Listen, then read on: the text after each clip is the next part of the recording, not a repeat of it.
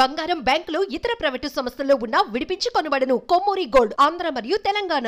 Welcome back views, welcome back to RTC cross roads. ఈరోజు Dhanush 50th picture రాయన్. ధనుష్ అంటే తెలుగులో కూడా చాలా ఫాలోయింగ్ ఉంటుంది. ముఖ్యంగా ఆయన రఘువరన్ బీటెక్ అనే పిక్చర్ సుమారుగా 10 years బ్యాక్ వచ్చింది. అది ఆ పిక్చర్ తోటి చాలా ఫ్యాన్ ఫాలోయింగ్ వచ్చింది. అది అలా కంటిన్యూ అవుతూ అండ్ లాస్ట్ 2-3 years ఇతని పిక్చర్స్ ఏవైతే ఉన్నాయో తమిళ్లో కూడా బాగా సూపర్ హిట్స్ అయ్యాయి. అండ్ అలాగే తెలుగులో కూడా లైక్ అసురన్, కర్ణన్, తిరు, దెన్ సార్ చాలా మంచి సబ్జెక్ట్స్ తోటి, వెరైటీ సబ్జెక్ట్స్ తోటి వచ్చిన మూవీస్ అన్నీ. And Dhanush as an actor చాలామందికి ఇష్టం. సో పోతే ఈయన ఈ 20 years జర్నీలో ఆల్రెడీ ఆయన 50th మూవీకి వచ్చారు. ఈ సినిమాలో ఆయన 3 రోల్స్ ప్లే చేశాడు. ఒకటి యాక్టర్, ఇంకోటి డైరెక్టర్, ఇంకోటి రైటర్.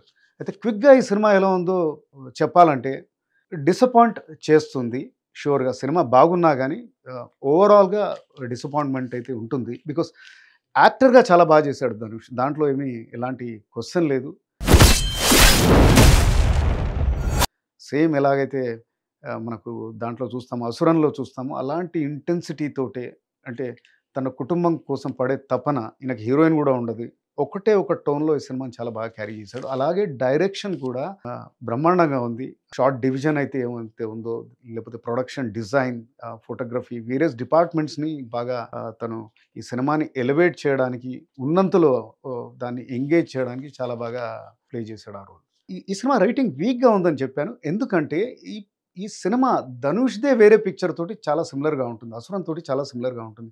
అసురన్ సినిమాలో ధనుష్ ఒక ఫాదర్ రోల్ ప్లే చేస్తాడు. ఒక చిన్న ఫార్మర్, చిన్న కుటుంబం, 4-5 ఎకరాల చిన్న రైతు, బక్క రైతు.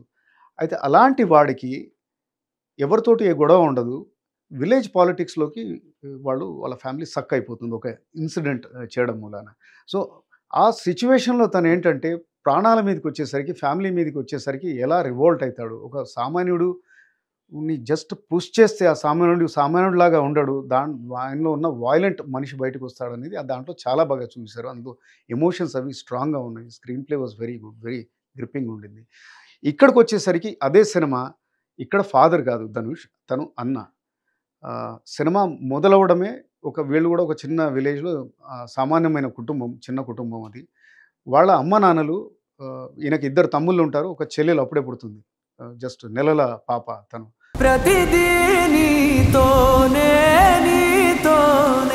వాళ్ళ అమ్మ నాన్నలు టౌన్కి ఏదో పని మీద వెళ్తారు, పొద్దున వెళ్తారు, మళ్ళీ రారు. వాళ్ళు 2-3 రోజులు చూసేసి అగైన్ వాళ్ళకి ఇబ్బందులు వస్తాయి.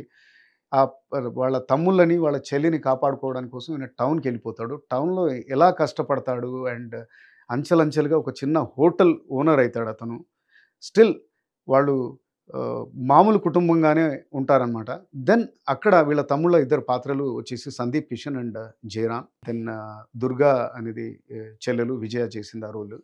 సో ఇందులో సందీప్ కిషన్ పాత్ర ఏదైతే ఉందో, అతను మామూలుగా ఏ పని బాధ్యత లేకుండా తిరుగుతూ ఉంటాడు. అండ్ ఊరిలో ఉన్న వాళ్ళతోటి రౌడీ మూకతోటి గొడవలు పెట్టడం, బార్లో కూర్చొని తాగడం, ఇట్లాంటివి చేస్తూ ఉంటాడు. ఆయన చేసిన ఒక పని వల్ల మొత్తం వాళ్ళ పీస్ ఏదైతే ఉందో డిస్టర్బ్ అవుతుంది. సో వాళ్ళ కుటుంబం అంతా అపాయంలోకి పడిపోతుంది. Then Raayan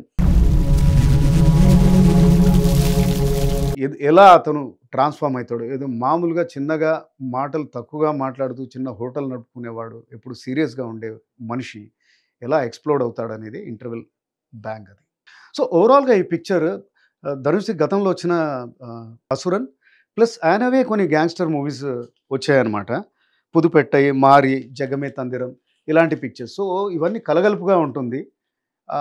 and bits and పీసెస్లో ఏదైతే ఈ యాక్షన్ సీక్వెన్సెస్ ఏవైతే ఉన్నాయో బ్రహ్మాండమైన ఎగ్జిక్యూషన్. ఇప్పుడు ఇంతకుముందు చెప్పినట్టుగానే ఇంటర్వెల్ బ్యాంగ్ ఒకటి బ్రహ్మాండంగా ఉంటుంది, తర్వాత ఇంటర్వెల్ తర్వాత వచ్చే యాక్షన్ సీక్వెన్సెస్ అవి బాగా ఉంటాయి. అండ్ ఆర్టిస్ట్ పర్ఫార్మెన్సెస్ వరకు వస్తే ధనుష్ నో డౌట్ మొత్తం సినిమా అంతా తనుగా ఉండి అండ్ ప్రేక్షకుల్ని, ఆయన ఫ్యాన్స్ని ముఖ్యంగా బాగా ఎంగేజ్ చేస్తారు ఆయన. దాని తర్వాత నెక్స్ట్ మంచి రోల్లో చేసింది సందీప్ కిషన్, బ్రహ్మాండంగా చేశాడు. Will get a good name for this. And చెల్లెలు పాత్ర చేసిన విజయ ఎవరైతే ఉన్నదో, దుర్గా పాత్ర చేస్తుంది. అండ్ తను ఇంటర్వెల్ తర్వాత ఈ సినిమాకి చాలా ఆయుపట్టు సమ్ గూస్ బంప్ మూమెంట్స్ ఉంటాయి ఇంటర్వెల్ తర్వాత. అండ్ దెన్ ఇక్కడ యాక్చువల్‌గా చెప్పాలంటే 2 సెంటిమెంట్స్ బాగా వర్కౌట్ అయ్యాయి. Brother and sister sentiment. ఇంకొకటేంటంటే వీళ్ళకొక గాడ్ ఫాదర్ ఉంటాడు. అదే ఆ రోల్ ఈయన బ్రదర్ చేశారు.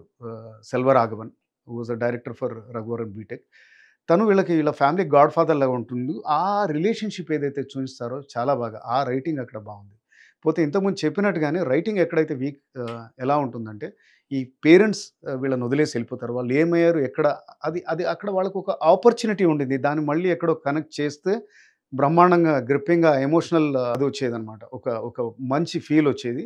అలాగే ప్రకాష్ రాజ్ క్యారెక్టర్ ఒక ఇన్వెస్టిగేటివ్ పోలీస్ ఆఫీసర్ ఉంటాడు. ఏదైతే మనము 'అతడులో' చూసామో అలాంటి సిమిలర్‌గా అలాంటి పాత్రే. కానీ అది కూడా వీక్ రైటింగ్ తోటి ఆయన ఎందుకు అంటే అడపాదడపా కనబడతా ఉంటారు. ఆయన రోల్ అయితే బానే ఉంది గానీ, దాన్ని ఇంకా బాగా ఎక్స్‌టెండ్ చేసి ఈ దీంట్లో ఇంటెన్సిటీ ఆర్ టెన్షన్ తీసుకొచ్చడానికి ఆస్కారం ఉండింది. దెన్ ఆల్సో ఈ తమ్ముళ్ళు ఎవరైతే ఉన్నారో వాళ్ళు ఎందుకు అలా వెన్నుపోటు పొడుస్తారో, లేకపోతే ఎందుకు అలా సడెన్‌గా ద్రోహం చేస్తారో అనేది కూడా దానికి ఒక సరైన కారణం లేదు. సో ఇంటర్వెల్ తర్వాత చాలా ఫ్లాస్ ఉంటాయి. ఇట్లా రైటింగ్ పరంగా ఫ్లాస్ ఉంటాయి. But what works for this film still 2.5 rating ఎందుకు ఇచ్చానంటే almost 1.5 rating is for Dhanush performance. And background score AR రెహమాన్‌ది చాలా కాలం తర్వాత బ్రహ్మాండంగా అంటే బ్రహ్మాండంగా ఉంది. దెన్ పీటర్ హెయిన్స్ స్టంట్స్ అవి చాలా బాగా కొరియోగ్రాఫ్ చేశారు. దెన్ ఇవే ఈ సినిమాని ఐ మీన్ వాచబుల్‌గా అంటే బిట్స్ అండ్ పీసెస్‌లో వాచబుల్‌గా చేస్తాయి. Thanks for viewing this. See you soon. #1 digital network మనం టీవీలో యాడ్స్ ఇవ్వాలనుకుంటున్నారా? ఇంకెందుకు ఆలస్యం? డెవలప్మెంట్ మీది, ఆ బాధ్యత మాది. వెంటనే ఈ నెంబర్కి కాల్ చేయండి.